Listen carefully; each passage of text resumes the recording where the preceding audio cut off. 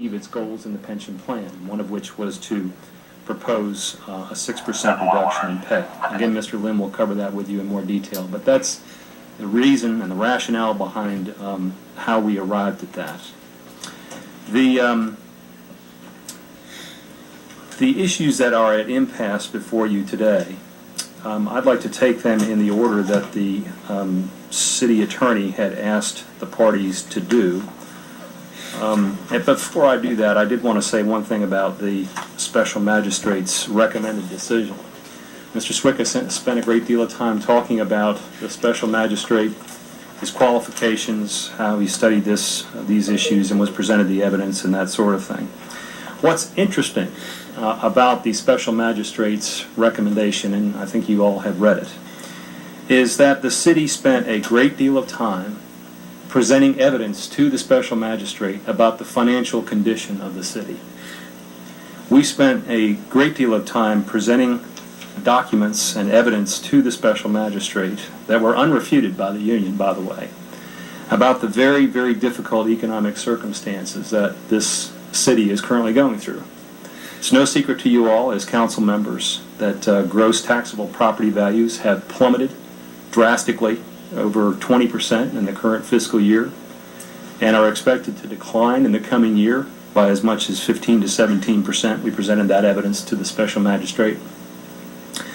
We presented evidence that the revenue generated by property taxes here in the city has declined by millions in the current fiscal year, and revenues from property taxes are below their 2006 levels, and in fact could approach the 2005 levels during the next fiscal year.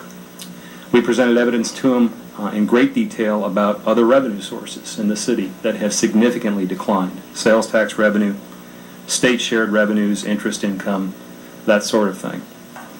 We presented evidence to him that the city's general fund budget has declined from $34.5 million in 2008 to a little over $30 million in 2010, and that the projections for the next fiscal year on revenues are that they are going to continue to decline. All of these figures were presented to the special magistrate in an attempt to get him to understand that this city has economic problems and that we have to address those economic problems in a lot of different ways, but one of which is to address some of our employee compensation packages, including compensation, benefits, pension, and all those things. Interestingly, the special master acknowledged that. He said, and I quote, "It is undisputed that Port Orange, along with most other cities across the country, is experiencing one of the deepest economic downturns in recent history. The city's property tax revenues have decreased over 20% in the last 3 years." And I'm continuing to quote him. "During that same period, annual state sales tax revenue, state revenue sharing funds, and investment income have also declined. Most significantly, the city's general fund, from which the fire department is funded, has decreased from $34.5 million in 2008 to an estimated $30.2 million. Further, there is no indication that the financial and economic downturn will significantly improve next year." End of quote. That's from the special magistrate. Yet, despite that acknowledgement, the special magistrate recommended contract articles to this council for adoption that would do little, if anything, to address those issues. Little, if anything. The special magistrate, in our view, simply did not grasp the severity and the magnitude of the circumstances. The city's financial picture is bleak. Something has to be done structurally in overall compensation, benefits, and pension, in the city manager's view. And we believe that the adoption of the city's positions on the impasse issues will, in fact, address those structural compensation issues in a long-term way, and that adoption of what the special magistrate has recommended simply will not. Let me go through the articles in a little bit more detail, again in the order that the city attorney has asked us to do. With regard to Article 17 on union representation and activities, some of these I'll be rather brief on, and that's not to slight them, but some of them are more peripheral issues to the larger wage and pension issues that we have before you. In that article, what the current article, there's two issues really. The current article provides for union seminars and training sessions. It allows union representatives to attend union seminars and training sessions on city time. The city doesn't pay their travel expenses and registrations, but it does allow union representatives to attend union seminars and training sessions on city time. And we've proposed to eliminate that practice. And likewise, the contract includes a provision that allows certain union representatives to negotiate union contracts while on duty. And the city manager has proposed to discontinue that practice as well. Special magistrate didn't agree with us. He believed that the current contract language should be kept intact.